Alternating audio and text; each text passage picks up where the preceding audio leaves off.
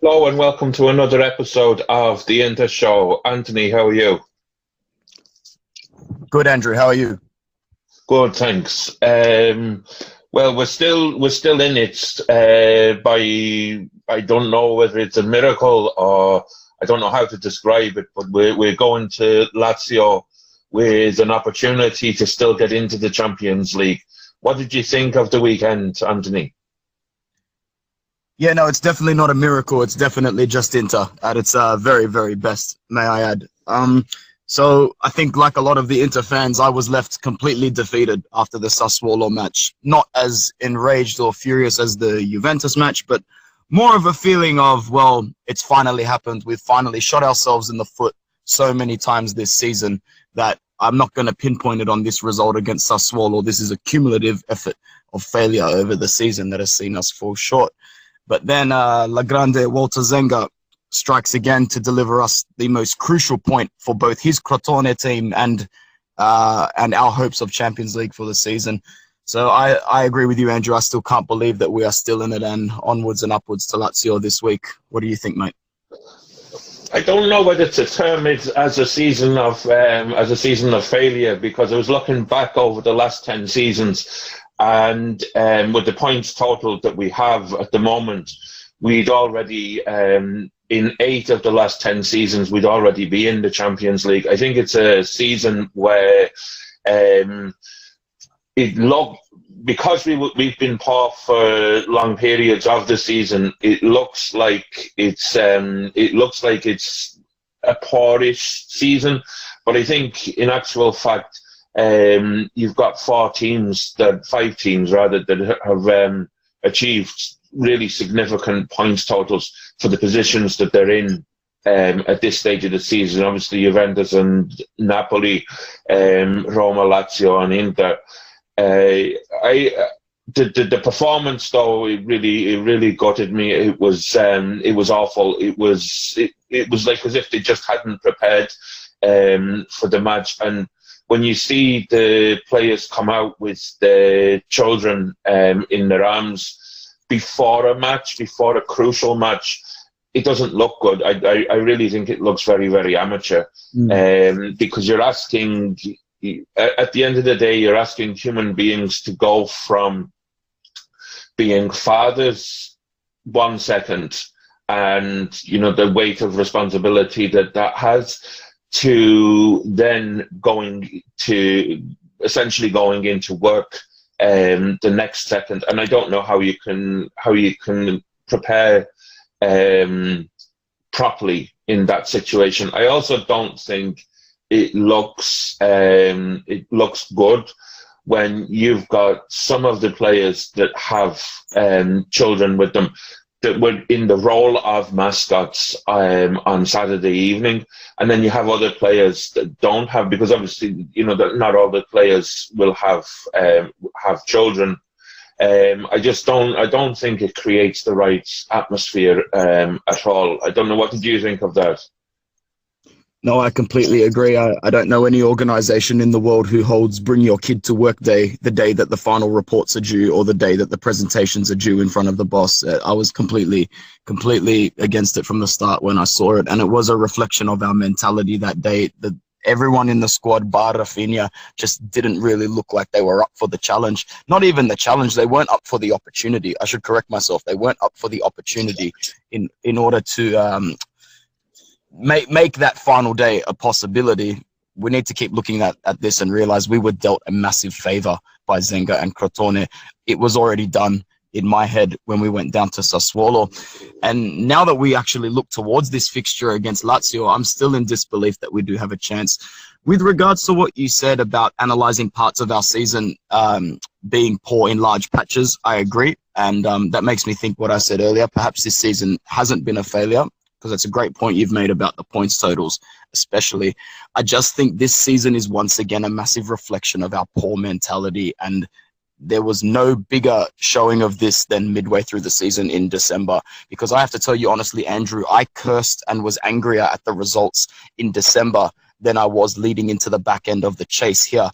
I was a lot angrier at the final second goals conceded via Crotone, Spal, and Fiorentina than I was to the 1-0 loss, say, to Torino leading up to the run-in, because I knew that this was exactly the kind of mental fatigue, exactly the kind of downfall mid-season that is going to plague us at the end of this season. You see, in one hand, I see a season that was gifted with so much opportunity that we really should have had a Champions League sewed up before the final 2 or 3 match days. At the start of the season, we were playing fantastic football, and I must admit I was even guilty of thinking that when we were really flirting with that top spot, I thought we're really going for it this season, and I don't think we'll struggle to get that Champions League spot. I think we've made it a permanent goal.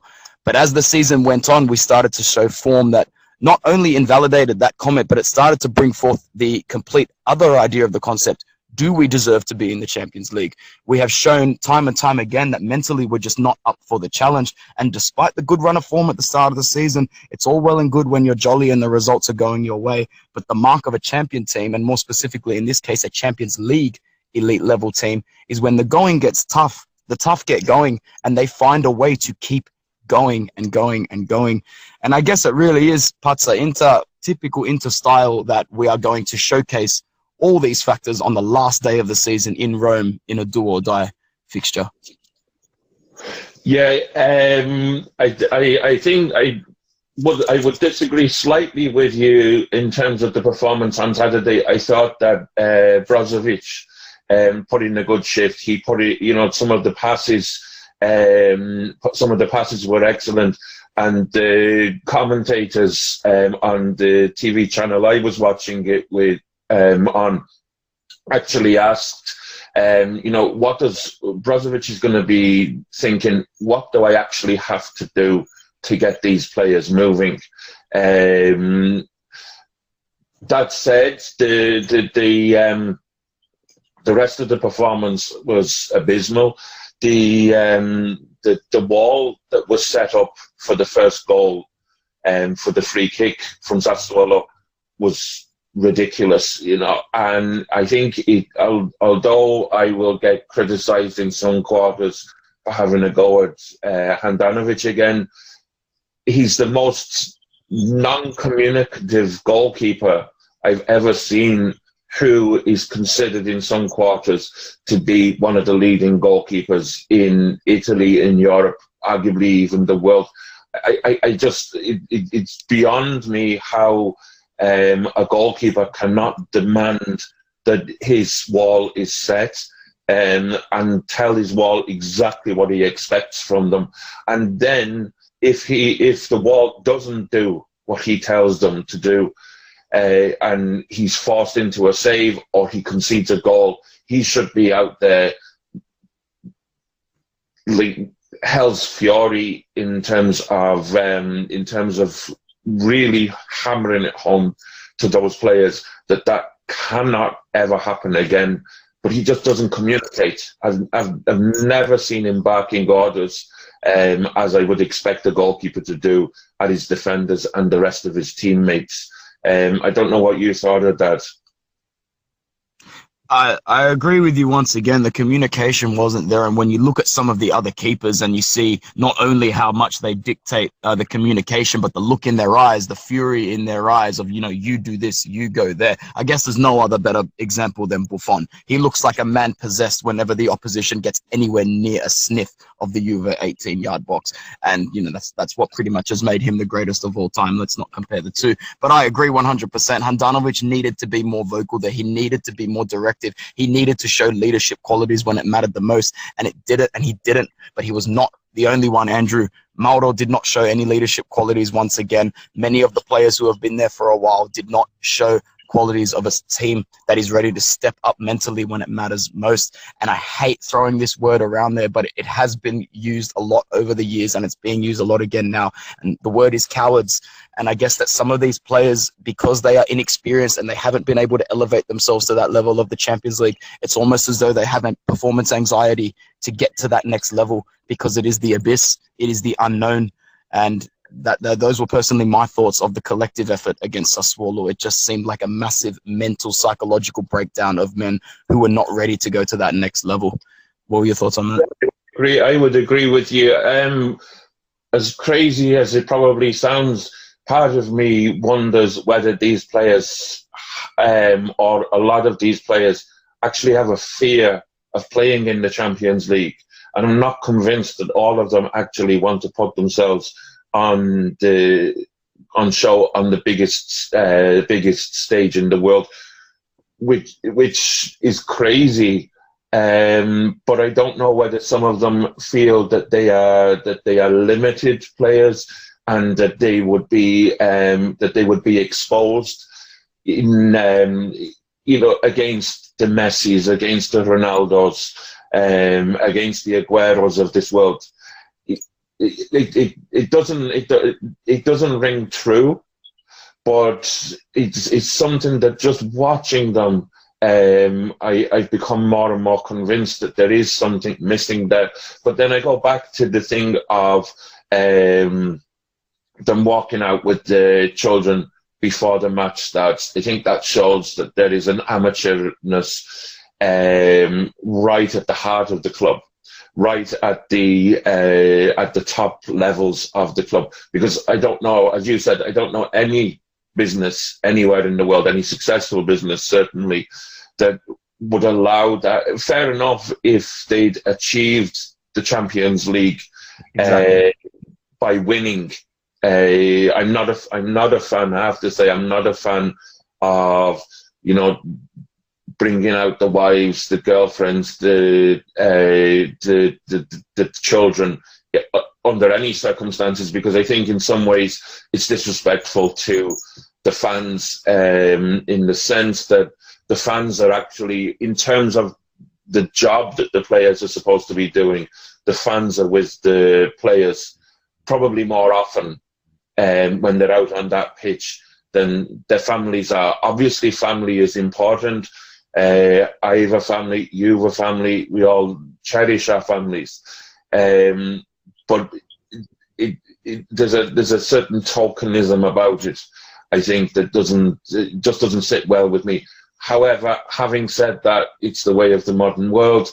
And if they want to bring out their wives, girlfriends, children, had they achieved the Champions League place by beating Sassuolo, for example, and they'd achieved what was the season's aim, then do it after the match. Because the other thing about it as well is it's deeply disrespectful, or it comes across as deeply disrespectful. And I know Iachini, the Sassuolo manager, referenced this on Rai.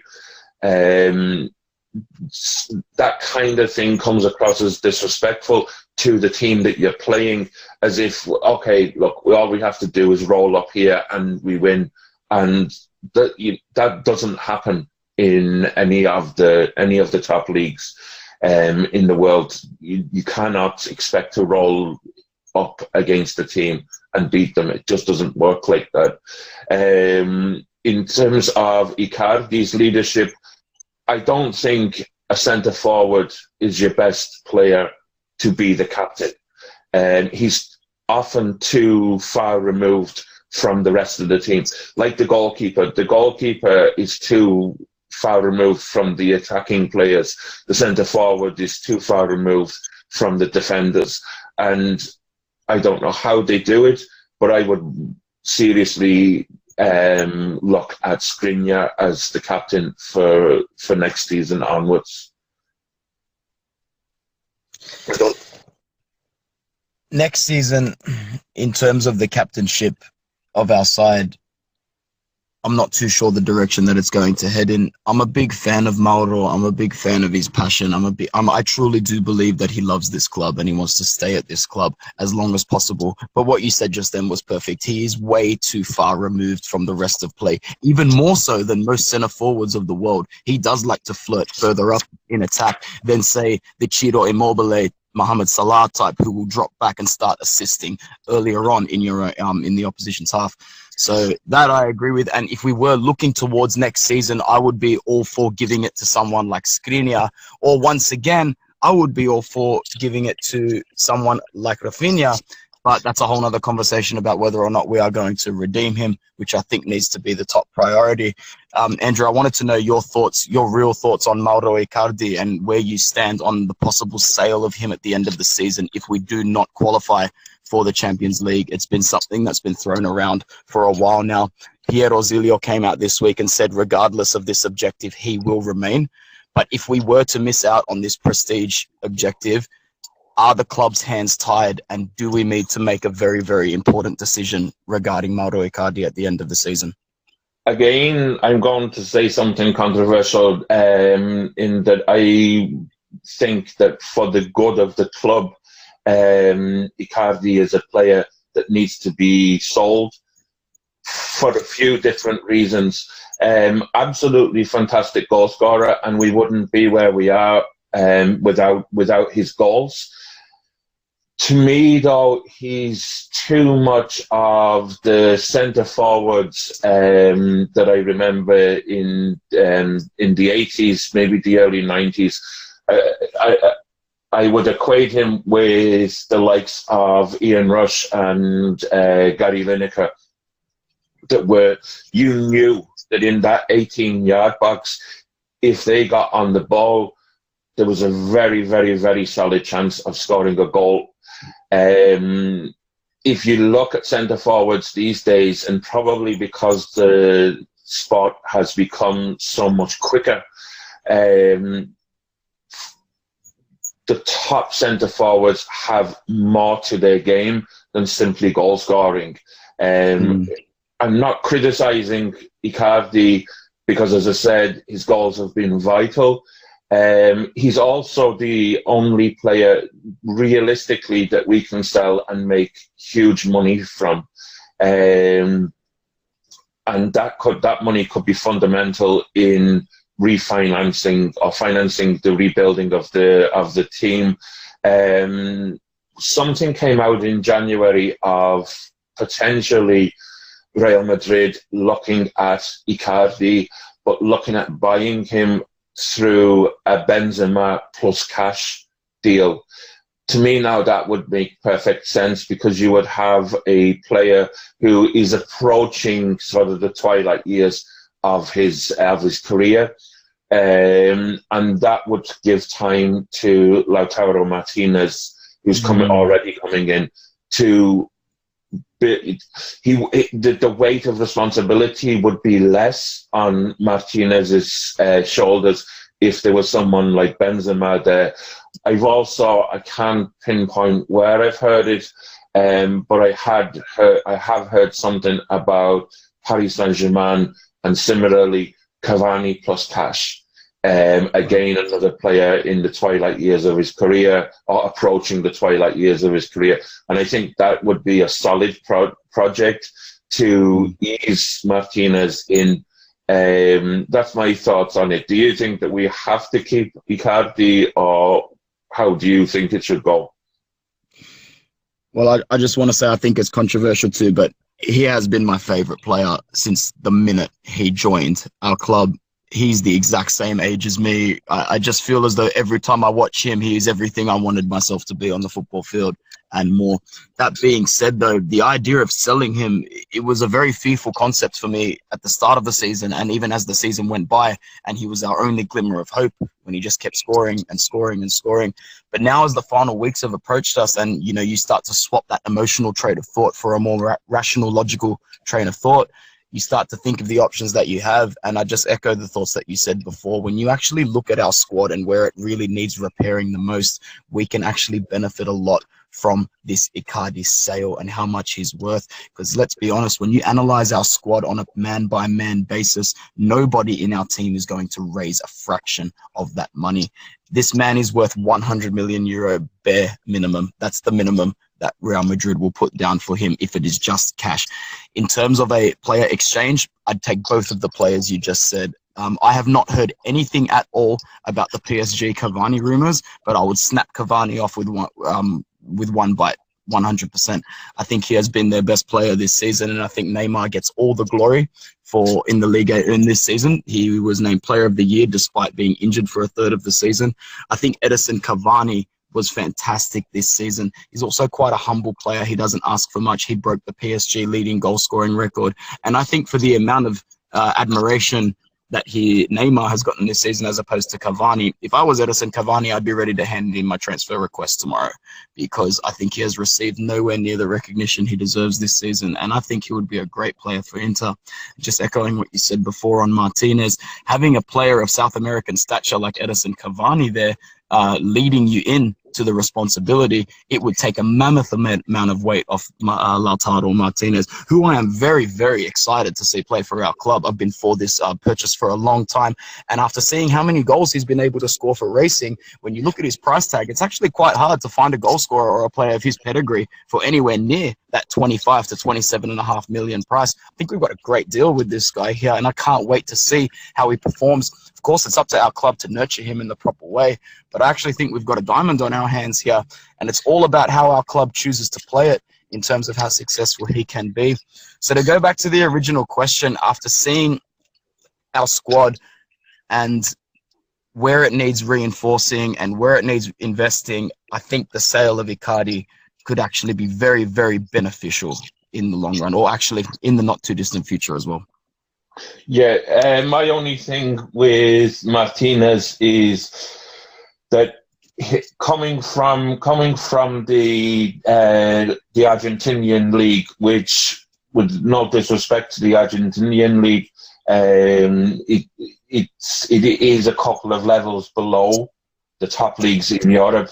I haven't been able to see him because anytime I've looked over the last couple of months, Racing have been playing at sort of midnight or 1 o'clock in the morning our time. So just haven't been able to see him. The only thing I would say is that it's very likely that he's going to be taken to the World Cup, and if somebody like Sampaoli is that convinced by him that he feels that he would add something alongside the heavyweights of the likes of Messi and Aguero, then, you know, this kid must really have something going for him. Francis sent in a question, said, if Martinez comes, does it mean Icardi leaves? I think the club is probably looking at that option. There has been some talk of them playing together and Inter going with a two-man attack next season, which is a couple of Francis's other questions. Can they play together? And if yes, does it need a change in formation? I'm not convinced that they can play together, because I think Icardi strikes me as somebody who operates in that role as a sort of as a lone ranger. I don't know. Do you think that they could fit together?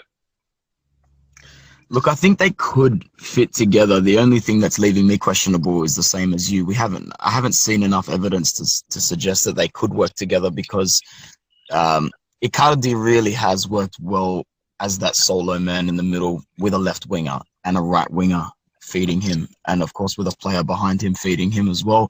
Whether they can play front up in a 2 or in a 1-1 as with Lautaro as a second striker, I'm honestly not too sure. I couldn't tell you. I don't think there is anywhere near enough evidence to suggest either for or against. I would be all for the concept if that's what you're asking. I would love to be able to grab Martinez and keep Icardi, providing we qualify for the Champions League. But you know, as you said before, if push comes to shove and we are faced with a very real pessimistic situation by the end of this week, I would still be more for the selling of Icardi and the nurturing properly of Lautaro Martinez at Inter, because we know he's coming now. We have heard from more than enough media outlets, from Auxilio and from from Martinez's agent himself. He is coming. He's on the way. He's almost here. So we may as well do it properly. Yeah. Another of Francis's questions was, does it make it less relevant to keep Rafinha?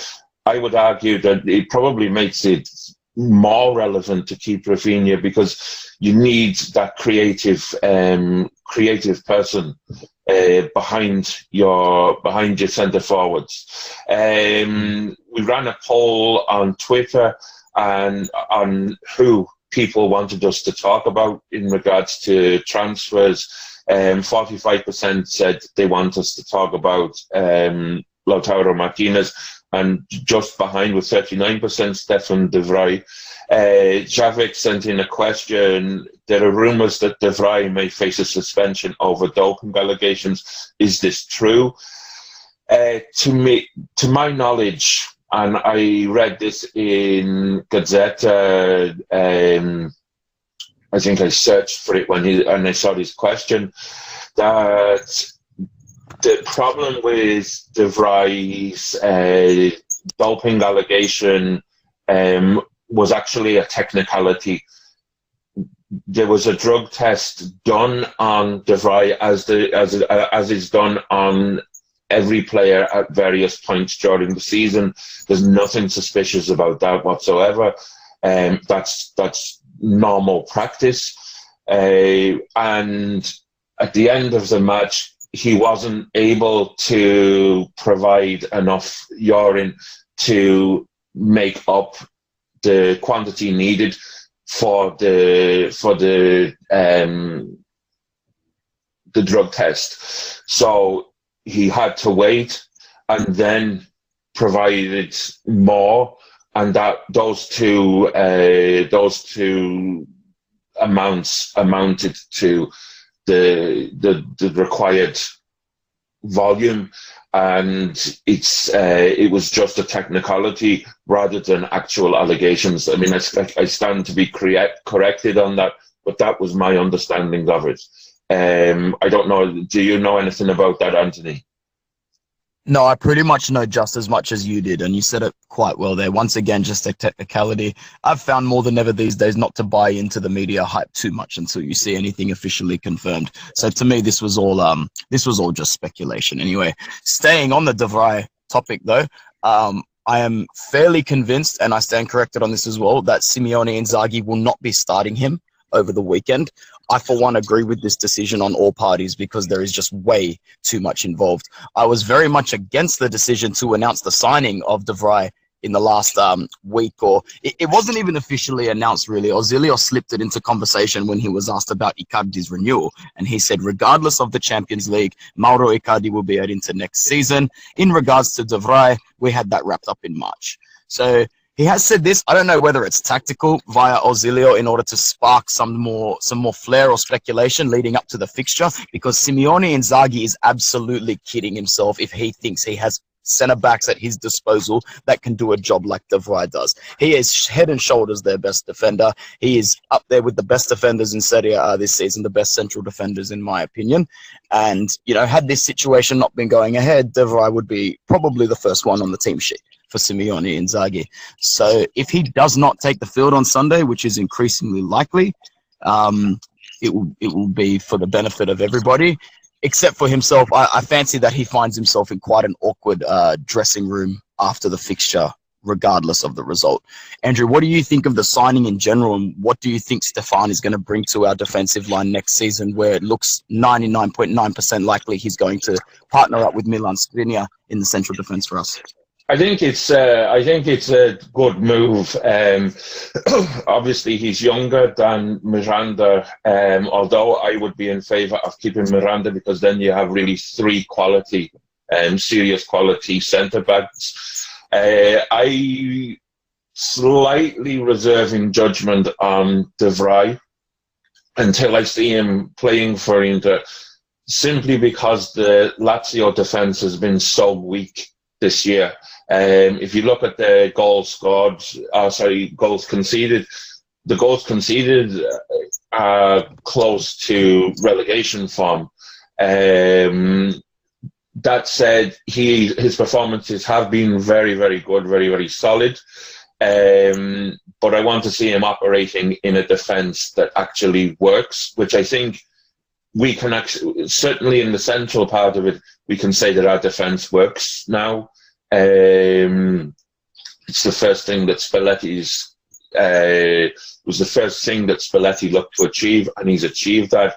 So I want to see him playing in a quality defence and just see, do his individual performances contribute to a unit? That's the only place that I would reserve judgment on. Other than that, I'm very positive about it. I think it's it would be very, very unfair from Inzaghi to play him on Sunday. That said, in the newspaper yesterday, Inzaghi apparently said that he was considering playing him. But let's just argue. Let's just take as an argument it's 0-0 going into injury time at the end of the match. De Vrij and Icardi are chasing a ball which is heading towards the Lazio goal. De Vrij slips. Genuinely slips. Icardi goes through and scores.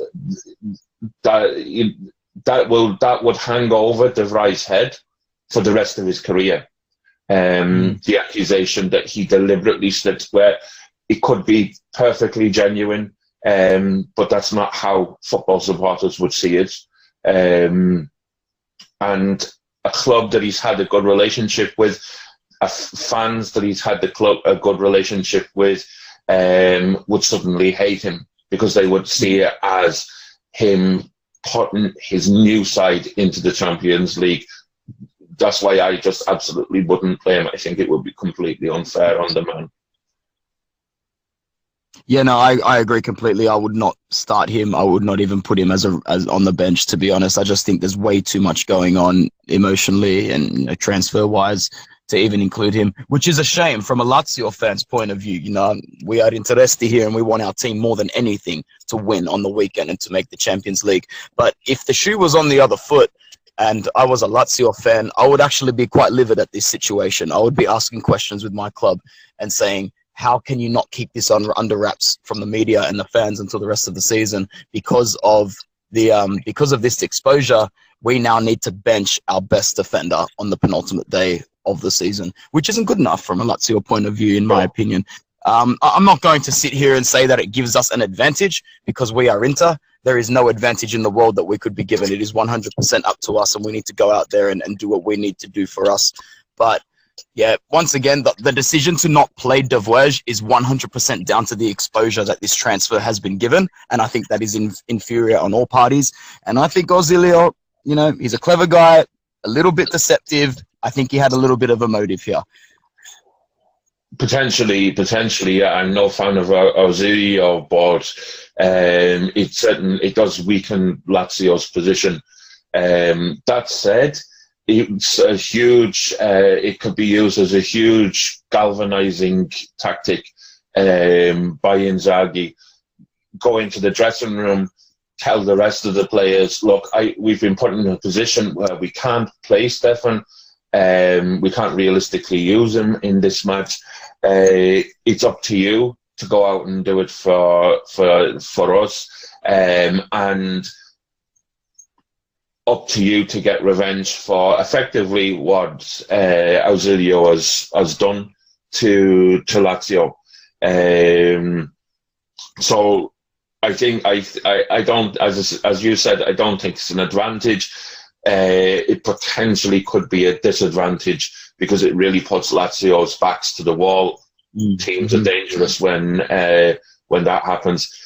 Can I see us making it?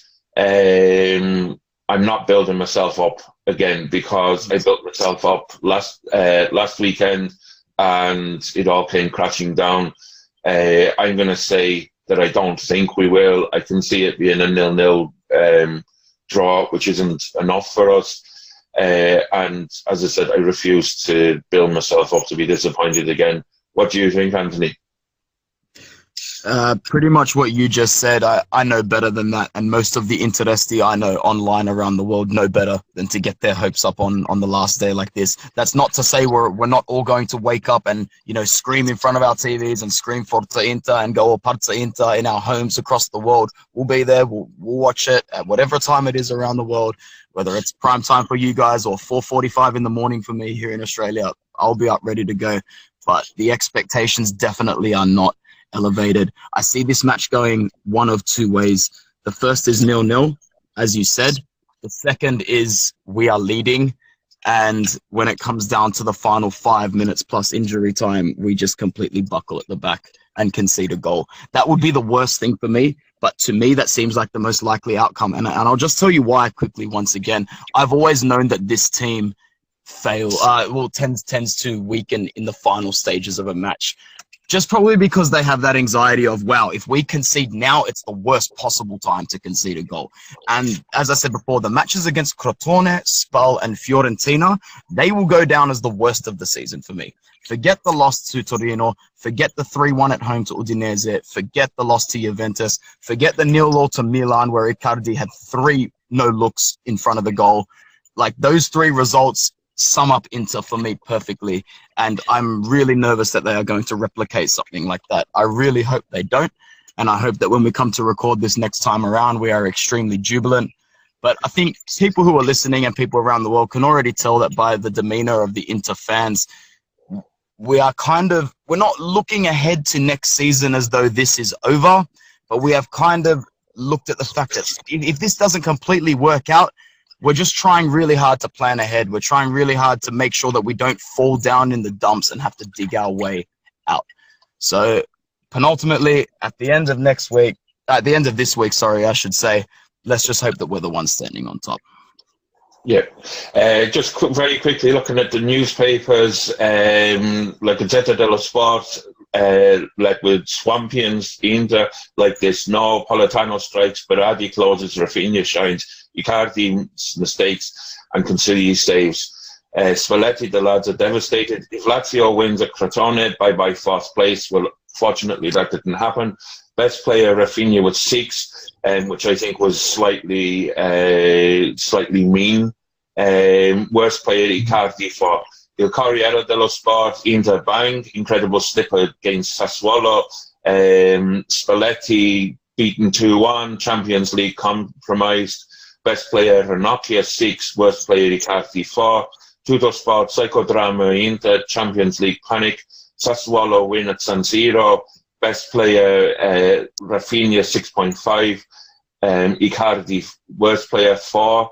Like Gazzetta di Mantova, which is Sassuolo's local newspaper. Sassuolo doesn't shun and puts Inter in sorrow. Politano, Berardi, and Consigli lengthen the Nerazzurri from the Champions League. They didn't give any marks at all for Inter, which I think is just the style, journalistic style of their newspaper. But I think no marks at all for Inter after that match was probably the most accurate reflection. Metro Milano, Inter still hope. In other news, the Primavera side won 5-0 against Sassuolo at home, actually on the same day as the first team lost. A brace from Zaniolo and goals from Adorante, Colidio and D'Amico secured the win, which gives Inter a place in the final 4 of the Primavera Championship. I don't know if everybody would know, but the Primavera Championship is basically played on. It has a playoff at the end to determine the champion. It's not as simple as who finishes top wins the league. Two teams come from the first group, and another 2 teams come from the second group, to contest semi-finals and final. In terms of history, 12th of May 1965, which, if I'm not wrong, was the same date as the match against Sassuolo. One of the greatest comebacks in Inter history after losing 3-1 at Anfield in the European Cup semi-final first leg. Few believed Inter could make it, particularly as at that time the away goal rule didn't exist. The atmosphere at the San Siro was electric, and the fans fundamental in creating the intimidating atmosphere which helped to push La Grande Inter onto a 3-0 win, thanks to goals from Corso, Pero and Facchetti, and a place in the final, which was won 2 weeks later, 1-0 against Benfica at the San Siro, making Inter one of only 2 teams to have won the European Cup / Champions League at home, the other being Real Madrid. You mentioned to me before the show that you have some questions from the Australian Interisti community. Yeah, had a couple of good ones. So Andrew says, hey, can you guys give a comment on Rafinha and Cancelo based on the recent performance?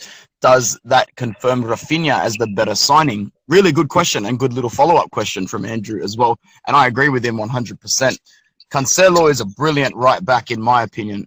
I think he's great for our team, but let's look at this realistically. If we need to meet financial fair play regulations, we are not the kind of side that is going to redeem both, especially not without a sale from Icardi. So realistically, the fans are starting to look at, hold on, we're going to have to pick one of these guys. If we qualify for the Champions League, maybe we'll revisit the idea of redeeming both. But to answer Andrew's very good question, and the one that's on many fans' lips, I think the performance on the weekend highlighted why we need Rafinha more than Cancelo. Rafinha brings this dynamism to our midfield that we have not seen in a long time. I'm reminiscent of Wesley Sneijder picking up the ball and just directing traffic left, right, and center, behind, in front of him, you name it, Forza Wesley. And I think Rafinha really brings that different element of playing to our side, and he just elevates all the staticness that's around him. He demands more efficiency from those around him. And just seeing him grab the badge and seeing him score that goal, it just showed me, I'm like, you need to be here, man. You need to be here for us and for yourself. You're a brilliant player. You are going to go back to the new camp, and you are not going to see that pitch next season. You are not going to see it anywhere near as much as a player of your caliber deserves to see a football pitch. So please come to us. 35 million Auxilio on Inter. Just get it done. I cannot stress this enough. I think this is the most important purchase of this club for a long time. So to answer your question, Andrew, Rafinha all the way. Before I go to the next one, Andrew, what do you think? Oh, same name. There you go. Andrew, what do you think? Rafinha or Cancelo? No, I'd love to keep both, and in an ideal world, I would keep both. It's not an ideal world, and I would absolutely go with Rafinha, and the reason for that is to find a skillful, creative attacking midfielder who works and fits into your team is probably one of the most difficult positions to nail down in a football team. Cancelo's a fantastic attacking right back. Reminds me very much of Maicon.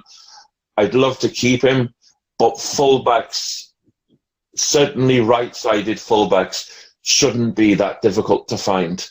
Auxilio has a problem with finding decent right backs, decent left backs, as we know. But I really think that you should be able to find a decent right back far quicker than you can find an attacking midfielder that fits into your team.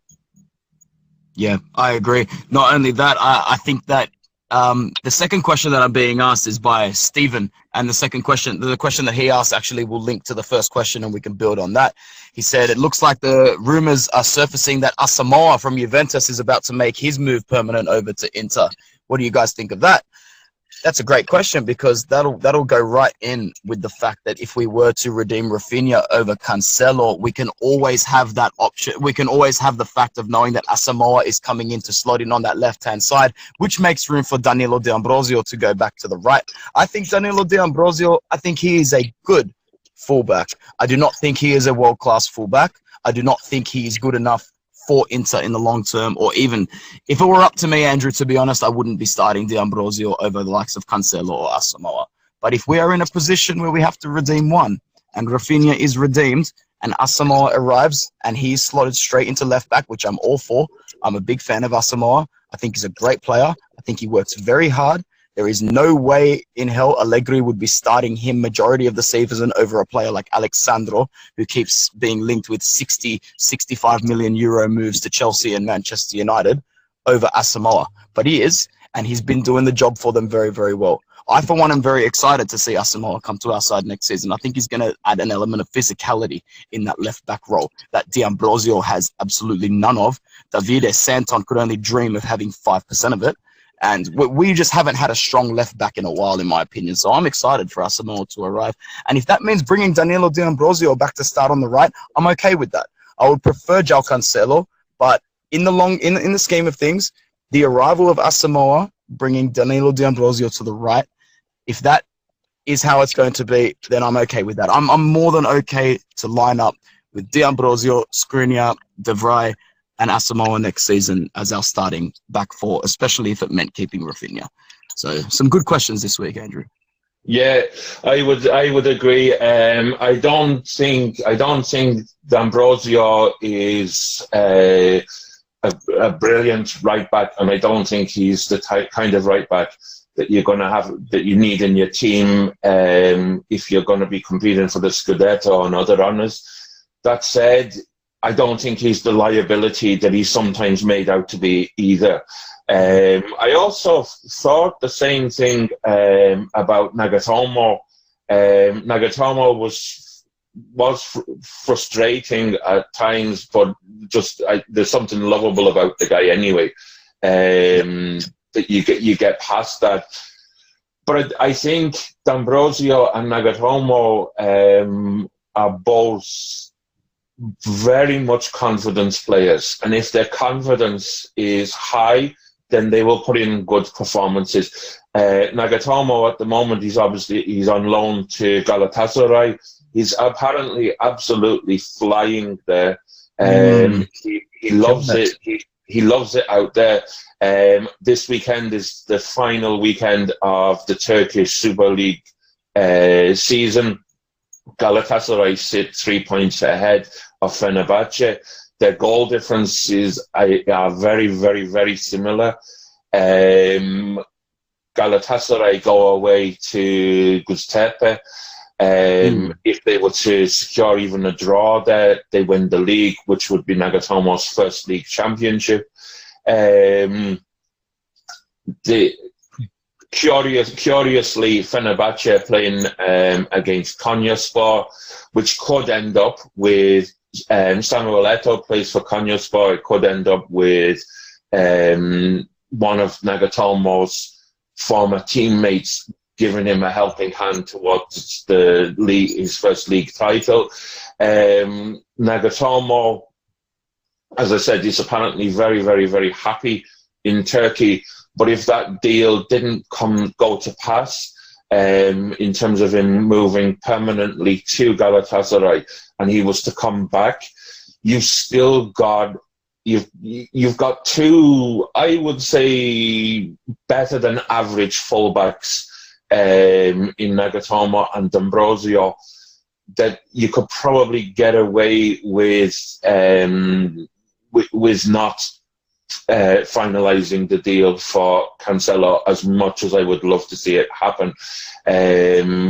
D'Ambrosio, obviously, as the first choice right back in that situation, and Nagatomo has a flexibility in him that he can play on either side. And there's worse bench players than Nagatomo in terms of the full-back roles. So, yeah, I would definitely go with the Rafinha signing. Yeah, I think Nagatomo was made an unfair scapegoat throughout the last few years when we really were performing poorly. But to be honest, I've always admired his passion and his dedication. And as you said, he's just a lovable player. He seems to really be a big motivator in the dressing room as well. I know when he was sent out at loan, a couple of our players were a little bit upset just about losing his presence. So you definitely won't hear any disgruntledness from me if Nagatomo does return to us next season, that's for sure. And I think that brings us to a close on the show. As I said, I'm not building myself up for this match, but I'm sure that I'll wake up on Saturday morning, Sunday morning, with my heart pumping ahead of the game. All I can say at this moment is thank you, Anthony, and Forza Inter. Thank you, Andrew. Forza Inter.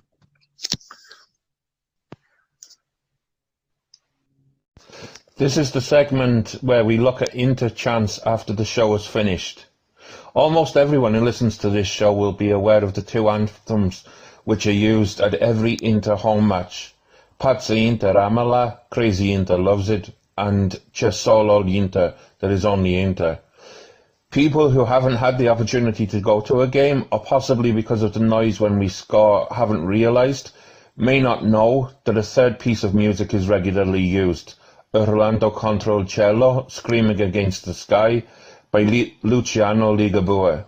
The chorus of this song is used whenever we get a goal before the stadium announcer says who scored. This is in part a tribute to Ligabue, one of the most important cantatori, singer-songwriters in Italy, and a die-hard Interista. So here is the chorus, and until next week, Forza Inter.